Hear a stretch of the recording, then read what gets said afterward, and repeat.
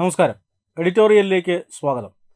തലസ്ഥാന നഗരിയുടെ ഹൃദയഭാഗത്തു നിന്നും ഒരു 2.5 വയസ്സുകാരിയെ തട്ടിക്കൊണ്ടുപോയതാണോ അറിയില്ല. പക്ഷേ കാണാതായിട്ട് മണിക്കൂറുകൾക്ക് ശേഷമാണ് കണ്ടുകിട്ടുന്നത്. സമീപ പ്രദേശത്തു നിന്നുള്ള ഒരു പൊന്തക്കാടിൽ നിന്നും കുട്ടിയെ കണ്ടുകിട്ടുന്നു. കുട്ടിയെ ആശുപത്രിയിലാക്കുന്നു. ആരോഗ്യ പ്രശ്നങ്ങളൊന്നുമില്ല. പക്ഷേ ആരാണ് മാതാപിതാക്കളിൽ നിന്നും ഈ കുട്ടിയെ തട്ടിയെടുത്തത്, ഈ കാട്ടിൽ ഒളിപ്പിച്ചത് എന്ന ഒരു ചോദ്യം ഇപ്പോഴും അവശേഷിക്കുകയാണ്, ഉത്തരം കിട്ടാതെ. പോലീസിന് മുന്നിൽ യാതൊരുവിധ തുമ്പുമില്ല. സത്യത്തിൽ ഈ കുട്ടികളുടെ സുരക്ഷ സംബന്ധിക്കുന്ന ഒരു വലിയ ചോദ്യചിഹ്നമല്ലേ ഇത് ഉയർത്തുന്നത്? പ്രത്യേകിച്ചും നാടോടി സംഘമാണ്, റോഡരികിൽ കിടന്നുറങ്ങുന്ന സംഘമാണ്. എന്നാലും കുട്ടിയെ തട്ടിക്കൊണ്ടുപോകുന്നു, അവിടെ നിന്ന് ഉപേക്ഷിക്കപ്പെട്ട നിലയിൽ കണ്ടെത്തുന്നു. പ്രതികളെക്കുറിച്ച് യാതൊരു സൂചനയും കിട്ടുന്നില്ല. തീർച്ചയായും ഉത്തരമില്ലാതെ ഈ പറഞ്ഞതുപോലെ ഈ പോലീസ് ഒരു നാടാകെ അരിച്ചു പറക്കിയിട്ടും അല്ലെങ്കിൽ CCTV ദൃശ്യങ്ങൾ മുഴുവൻ പരിശോധിച്ചിട്ടും ഇതുവരെയും ഉത്തരം കണ്ടെത്താനാകാതെ ആ ഒരു സംഭവം അങ്ങനെ അങ്ങ് ഒതുങ്ങുകയാണ്. ഈ ഒരു സംഭവത്തെക്കുറിച്ച് നമ്മൾ വിശദമായി ചർച്ച ചെയ്യുന്നതിന് മുമ്പ് ഒരു 3 വർഷം മുമ്പുള്ള മറ്റൊരു സംഭവം ഇതേപോലത്തെ ഒരു സംഭവം നമ്മൾ ഒന്ന് ശ്രദ്ധയിൽ കൊണ്ടുവരേണ്ടിയിരിക്കുന്നു. എത്ര പേർക്ക് ഓർമ്മയുണ്ടെന്നറിയില്ല. 2020 ഫെബ്രുവരിയിൽ ഇതുപോലെ കൊല്ലത്തിനടുത്ത് ദേവനന്ദ എന്നൊരു കുട്ടി ഒരു ദിവസം ഉച്ചയ്ക്ക് കാണാതാകുന്നു. ഒരു നാടൊന്നാകെ, അന്ന് സിനിമാ താരങ്ങൾ ഉൾപ്പെടെ വലിയ രീതിയിൽ ഈ കുട്ടിയെ തട്ടിക്കൊണ്ടുപോയതാണെന്നുള്ള ഒരു അഭ്യൂഹത്തിൽ പോസ്റ്ററുകൾ പ്രചരിപ്പിക്കുന്നു. പക്ഷേ തൊട്ടടുത്ത ദിവസം ആ കുഞ്ഞിൻ്റെ മൃതദേഹമാണ് വീടിനടുത്തുള്ള ഒരു പുഴയുടെ വക്കിൽ നിന്നും കിട്ടുന്നത്. അതും ഈ പറഞ്ഞതുപോലെ ഏറെ കോളിളക്കമുണ്ടായി, തലക്കെട്ടുകളായി നിറഞ്ഞു നിന്ന് വലിയ ബ്രേക്കിങ്ങുകളായി മാറിയ ഒരു വാർത്ത തന്നെയായിരുന്നു. പക്ഷേ അതിൻ്റെയും ഒരു ദുരൂഹത ഇന്നും മാറിയിട്ടില്ല എന്നുള്ളതാണ്. എങ്ങനെ ആ കുട്ടി മരിച്ചു എന്നുള്ളതിന് ഒരു ഉത്തരം നൽകാൻ ആർക്കും കഴിഞ്ഞിട്ടില്ല. ഞാനൊന്ന് ഓർമ്മിപ്പിച്ചു എന്നുള്ളതേ ഉള്ളൊരു സംഭവം. വീണ്ടും ഒരു ഫെബ്രുവരിയിലാണ് ഇങ്ങനെ ഒരു സംഭവം വീണ്ടും വരുന്നത്. അപ്പോൾ ഈ പറഞ്ഞതുപോലെ നാടോടി സംഘം, അതും തിരുവനന്തപുരത്തിൻ്റെ ഏറ്റവും തന്ത്രപ്രധാനമായ സ്ഥലം, ബ്രഹ്മോസിൻ്റെ തൊട്ടടുത്ത്, എയർപോർട്ടിൻ്റെ തൊട്ടടുത്ത്, ആർട്സ് സയൻസ് കോളേജിൻ്റെ തൊട്ടടുത്ത്, റെയിൽവേ ട്രാക്കിന് സമീപം, അങ്ങനെ വളരെ തന്ത്രപ്രധാനമായ ഒരു സ്ഥലത്താണ് ഈ ഒരു ദൗർഭാഗ്യകരമായ സംഭവം ഉണ്ടായിരിക്കുന്നത്. കുട്ടിയെ തട്ടിക്കൊണ്ടുപോയതാണോ? അങ്ങനെയെങ്കിൽ അതിന് പിന്നിൽ വലിയ മാഫിയ ഇപ്പോഴും കേരളത്തിലുണ്ടോ? അങ്ങനെയുള്ള നിരവധി ചോദ്യങ്ങൾക്ക് ഉത്തരം ലഭിക്കേണ്ടതായിട്ടുണ്ട്. ഇനി അഥവാ കുട്ടിയെ തട്ടിക്കൊണ്ടുപോയതല്ലെങ്കിൽ കുട്ടിക്ക് സംഭവിച്ചത് എന്ത്? ഇതിനൊക്കെ ഉത്തരം കിട്ടേണ്ടതായിട്ടുണ്ട്. പക്ഷേ ഈ പറഞ്ഞതുപോലെ ഉത്തരമില്ല. ഈ പറഞ്ഞതുപോലെ AI ക്യാമറയുണ്ട് എല്ലായിടത്തും, CCTV ക്യാമറകൾ എല്ലായിടത്തുമുണ്ട്. പക്ഷേ ഉത്തരമില്ലാതെ അവശേഷിക്കുകയാണ് ഈ ഒരു വലിയ ദുരൂഹത. അപ്പോൾ പൊതുജനം ചോദിക്കുന്ന ഒരു ചോദ്യം, പിന്നെ എന്ത് സുരക്ഷയാണ് നമ്മുടെ ഈ തലസ്ഥാന നഗരത്ത് ഉള്ളതെന്നാണ്. ഈ വാരാന്ത്യത്തിൽ തിരുവനന്തപുരം നഗരത്തിൽ ഒരുപാട് സ്ത്രീജനങ്ങളും കുട്ടികളുമൊക്കെ ഒത്തുകൂടുന്ന ആറ്റുകാൽ പൊങ്കാലയുടെ ദിനങ്ങൾ കൂടിയാണ്. അപ്പോൾ എന്ത് സുരക്ഷാ സംവിധാനങ്ങളാണ് തലസ്ഥാനത്ത് പോലീസ് ഒരുക്കിയിട്ടുള്ളത് അല്ലെങ്കിൽ ഉള്ളത് എന്നാണ് ഇപ്പോൾ ആളുകൾ ചോദിക്കുന്നത്. ചോദ്യം ഒരു പരിധിവരെ ശരിയുമാണ്, ഇല്ലേ? ഇത്രയും തന്ത്രപ്രധാനമായ സ്ഥലത്ത് ഇങ്ങനെ നാടോടി സംഘത്തിനാണ് സംഭവിച്ചതെങ്കിൽ കൂടിയും നാളെ ഒരു വീട്ടിലോ അല്ലെങ്കിൽ മറ്റൊരു കുടുംബത്തിനോ അത് സംഭവിച്ചുകൂടായിക എന്നില്ല. ഇങ്ങനൊരു മാഫിയ പ്രവർത്തിക്കുന്നുണ്ടെങ്കിൽ, അങ്ങനെയെങ്കിൽ അതിനുവേണ്ടിയുള്ള എന്ത് കാര്യങ്ങളാണ് പോലീസ് ചെയ്തിട്ടുള്ളത് എന്നാണ് ഇപ്പോൾ സമൂഹ മാധ്യമങ്ങളിൽ ഉയരുന്ന ചോദ്യം. തീർച്ചയായിട്ടും നമ്മുടെ ഇന്ത്യ മഹാരാജ്യം തന്നെ പൊതുവിൽ സുരക്ഷ എന്നാൽ സർവൈലൻസ് ആണ് എന്നൊരു ഇതിലേക്ക് മാറിയിട്ടുണ്ട്. കൃത്യമായ നിരീക്ഷണ സംവിധാനങ്ങൾ ശക്തമാക്കുക, അതിലൂടെ സുരക്ഷ നേടുക. അല്ലാതെ ആരെങ്കിലും നമ്മെ ആക്രമിക്കാൻ വരുമ്പോൾ തിരികെ ആയുധമെടുത്ത് പോരാടുന്നതല്ല സുരക്ഷ. കുമാർ, അതിൻ്റെ ഇടയിൽ ഒരു കാര്യം പറഞ്ഞോട്ടെ. ഈ CCTV ക്യാമറകളൊക്കെ ഈ പ്രചാരത്തിൽ വന്നിട്ട് ഒരു 5 വർഷത്തിനിപ്പുറമാണ് ഈ പോലീസ് പോലും കേസുകൾക്കും തുമ്പ് തേടി CCTV ദൃശ്യങ്ങളെ കേന്ദ്രീകരിച്ചുള്ള അന്വേഷണമൊക്കെ തുടങ്ങുന്നത്. നമ്മുടെ സാങ്കേതിക വളർച്ചയുടെ ഒരു ഇതെന്നുള്ള രീതിയിൽ. ഇതിനു മുമ്പ് നൈറ്റ് പെട്രോളിംഗ് എന്നൊരു സംഭവം എല്ലായിടത്തും വളരെ ശക്തമായി ഉണ്ടായിരുന്ന ഒരു കാലമുണ്ടായിരുന്നു, അല്ലേ? തിരുവനന്തപുരത്ത് അങ്ങോളം ഇങ്ങോളം, തിരുവനന്തപുരം വിട്ട് റൂറലിലേക്ക് പോയാൽ ഗ്രാമപ്രദേശങ്ങളിലുമൊക്കെ ഈ നൈറ്റ് പെട്രോളിംഗ് സംവിധാനം ശക്തമായ ഒരു കാലഘട്ടമുണ്ടായിരുന്നു. അന്ന് പോലീസിനെ ആളുകൾക്ക് പേടിയുമായിരുന്നു. രാത്രി 12 മണിക്ക് ശേഷം വീട് വിട്ട് പുറത്തിറങ്ങിയാൽ ആരായാലും, മറ്റാവശ്യങ്ങൾക്ക് പോകുന്നവരായെങ്കിലും പരസ്പരം പറയും വഴിയിൽ പോലീസ് കാണും, വണ്ടിയുടെ ബുക്കും പേപ്പറും കാണും, ആ ഒരു പേടിയും. പക്ഷേ ഇന്ന് ഈ എത്രയിടത്ത് ഈ പെട്രോളിംഗ് വളരെ ശക്തമായി നടക്കുന്നുണ്ട്. ഈ പോലീസ് പോലും ഈ ആധുനിക സംവിധാനങ്ങൾക്ക് കാവലേൽപ്പിച്ചിട്ട് അവരും ഉറക്കത്തിലാണോ എന്ന് നമുക്ക് ചോദിക്കേണ്ടി വരും ഈ ഒരു അവസരത്തിൽ. തീർച്ചയായിട്ടും അതാണ് ഞാൻ പറഞ്ഞു വന്നതും. ഈ സർവൈലൻസ് എന്ന് പറഞ്ഞാൽ അത് CCTV ക്യാമറകളാണ് എന്ന് പൊതുവിലൊരു തെറ്റിദ്ധാരണയുണ്ട്. അത് തീർത്തും തെറ്റാണ്. കാരണം CCTV ക്യാമറകളല്ല സർവൈലൻസ്, അല്ലെങ്കിൽ AI ക്യാമറകളല്ല സർവൈലൻസ്. ഈ ക്യാമറകൾക്ക് കുറ്റവാളികളെ തിരിച്ച് അറിയാനുള്ള യാതൊരു കഴിവുമില്ല. ഇത്തരത്തിൽ ക്രിമിനലുകളെ തിരിച്ചറിയാനുള്ള കഴിവുള്ള ക്യാമറകളുണ്ട്. അവയൊന്നുമല്ല ഇപ്പോൾ നമ്മൾ സ്ഥാപിച്ചിട്ടുള്ള അതായത് AI ക്യാമറകൾ.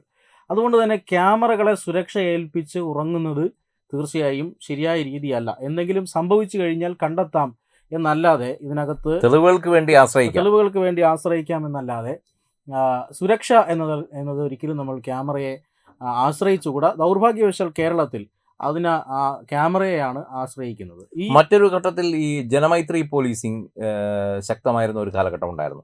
അന്ന് രാത്രി ഇങ്ങനെയുള്ള ചില പ്രദേശങ്ങളിൽ, കേരളത്തിൽ എല്ലാ കാലത്തും സാമൂഹ്യ വിരുദ്ധരുടെ അഴിഞ്ഞാട്ടം പല പ്രദേശങ്ങളിലും ഉണ്ടായിട്ടുണ്ട്. അപ്പോൾ ആ പ്രദേശങ്ങൾ കേന്ദ്രീകരിച്ച് പോലീസും നാട്ടുകാരും ചേർന്ന്, അതാത് റെസിഡൻസ് അസോസിയേഷനുകളുടെ നേതൃത്വത്തിൽ അല്ലെങ്കിൽ ആ ഗ്രാമത്തിലെ ആളുകൾ ചേർന്ന് ഒരു സംയുക്ത സേന ഉണ്ടാക്കി ഇവർ നടത്തുന്ന ഒരു പെട്രോളിംഗ് ഉണ്ടായിരുന്നു. ഇന്ന് അതും ഏറെക്കുറെ പലയിടത്തും ഇല്ലാതായിരിക്കുന്നു. ഈ പറഞ്ഞതുപോലെ ഇതിനൊക്കെ കാരണം ഈ CCTVയുടെ കടന്നുവരവോടുകൂടിയാണ്. എല്ലായിടത്തും ക്യാമറകൾ മെഴി തുറന്നിരിക്കുന്നു. അതുകൊണ്ട് ഇനി ഒന്നും പേടിക്കേണ്ട എന്നൊരു ധാരണ ജനങ്ങൾക്കിടയിലും നമ്മുടെ നിയമ സംവിധാനങ്ങൾക്കിടയിലും ഉണ്ടായി എന്നുള്ളത് പറഞ്ഞു കഴിഞ്ഞാൽ അതാണല്ലോ നമ്മൾ നേരത്തെയും കുമാറും സൂചിപ്പിച്ചത്.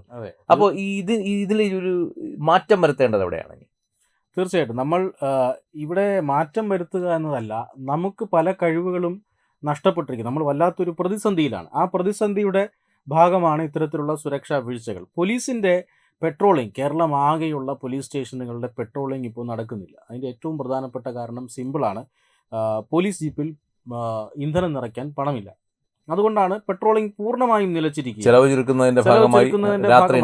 ചുരുക്കുന്നതല്ല, വൻതോതിലുള്ള കുടിശ്ശിക കാരണം പെട്രോൾ പമ്പുകൾ അല്ലെങ്കിൽ ഇന്ധന വിതരണ കമ്പനികൾ നമ്മുടെ കേരള പോലീസിന് ഇന്ധനം നൽകുന്നില്ല. അത് കാരണം കഴിഞ്ഞ ദിവസം തന്നെ ഒരു പോലീസ് സ്റ്റേഷനിലുള്ള പോലീസ് ജീപ്പ് അവിടെ നിന്നും ഏതാണ്ട് 19 കിലോമീറ്റർ ദൂരം സഞ്ചരിച്ച് മറ്റൊരു പരിധിയിൽ പോയി പെട്രോൾ അടിച്ച് വരുന്ന മടങ്ങി വരവേ ഈ ജീപ്പ് അപകടത്തിൽപ്പെടുന്നു.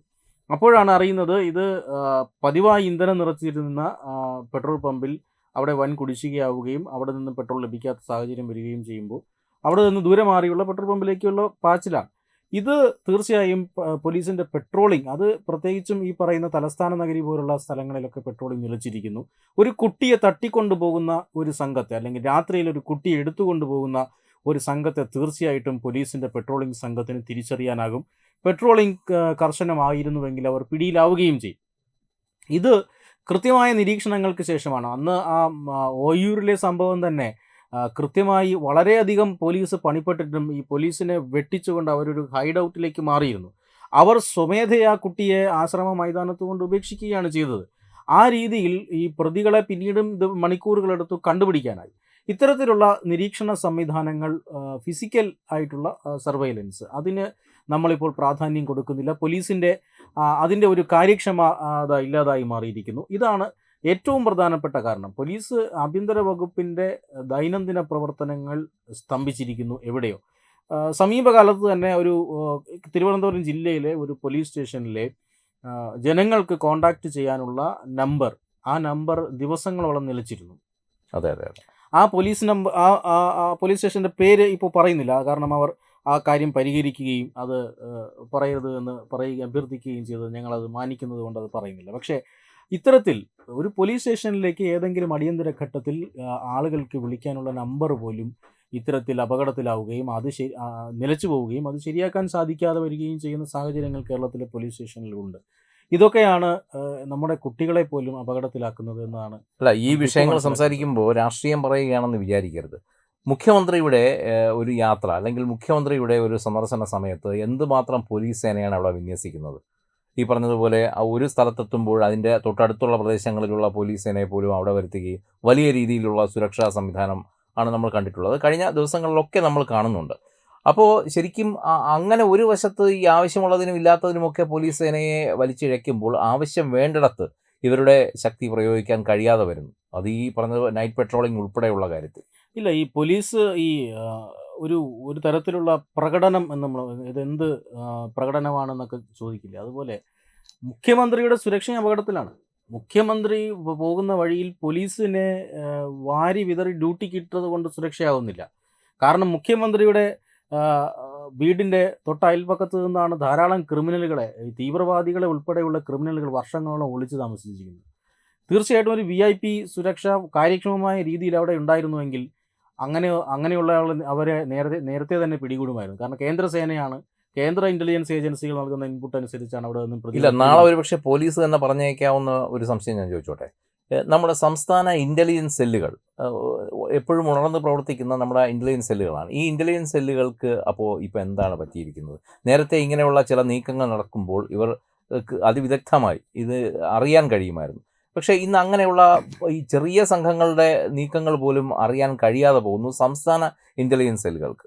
തീർച്ചയായിട്ടും ഈ പോലീസ് വകുപ്പിൻ്റെ തലപ്പത്തിരിക്കുന്നവർ ട്രെയിൻഡ് ആയിട്ടുള്ള, ഇപ്പോൾ DGPയെ പോലുള്ള അല്ലെങ്കിൽ അതിന് താഴെയുള്ള ഉന്നത ഉദ്യോഗസ്ഥരെല്ലാം ഹൈലി ട്രെയിൻഡ് ആണ്.